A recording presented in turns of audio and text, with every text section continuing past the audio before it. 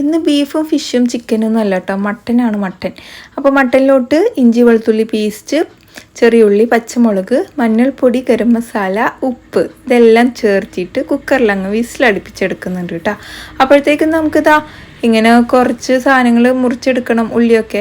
പിന്നെ വെളിച്ചെണ്ണയിലോട്ട് പട്ട, ഗ്രാമ്പു, ഏലക്ക, വലിയ ജീരകം, പിന്നെ കട്ട് ചെയ്ത് വെച്ച് നമ്മുടെ വലിയ ഉള്ളി ചേർത്ത് കൊടുക്കുന്നുണ്ട്, പച്ചമുളക് ചേർത്ത് കൊടുക്കുന്നുണ്ട്, ഉപ്പ് ചേർത്തിട്ട് നന്നായിട്ടൊന്ന് വഴറ്റിയിട്ടെടുക്കണം. അപ്പോഴത്തേക്കും നമുക്ക് കുറച്ച് മല്ലിയിലയും തക്കാളിയൊക്കെ ഒന്ന് കട്ട് ചെയ്തെടുക്കാം കേട്ടോ. മല്ലിയില കുറച്ച് വാടിയിട്ടുണ്ടായിരുന്നു, പോട്ടെ സാരമില്ല. അപ്പോൾ ഇതാ നമ്മുടെ ഉള്ളി വാടി വന്നിട്ടുണ്ട് കേട്ടോ. എന്തായാലും എല്ലാം വാട്ടാനുള്ളതല്ലേ അല്ലേ. അപ്പോൾ ഇഞ്ചി വെളുത്തുള്ളി പേസ്റ്റ് 1 സ്പൂൺ ചേർത്ത് കൊടുത്തിട്ടുണ്ട്, മട്ടനിലോട്ടും ചേർത്ത് കൊടുത്തിട്ടുണ്ടല്ലോ.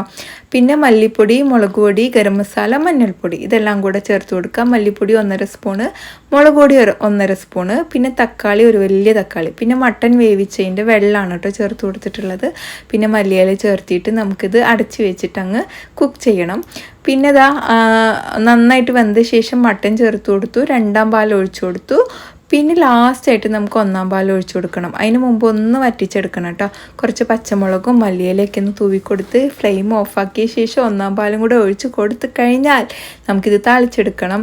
അതിന് ചെറിയുള്ളിയും അതുപോലെ വറ്റൽമുളകൊക്കെയാണ് കേട്ടോ താളിച്ചെടുക്കണം, കറിവേപ്പിലയും വെളിച്ചെണ്ണയിലും. അപ്പം നമ്മുടെ മട്ടൻ മപ്പാസ് റെഡി. സേവ് ചെയ്യാനും ഷെയർ ചെയ്യാനും മറക്കല്ലേ, ലൈക്കും ചെയ്യണം.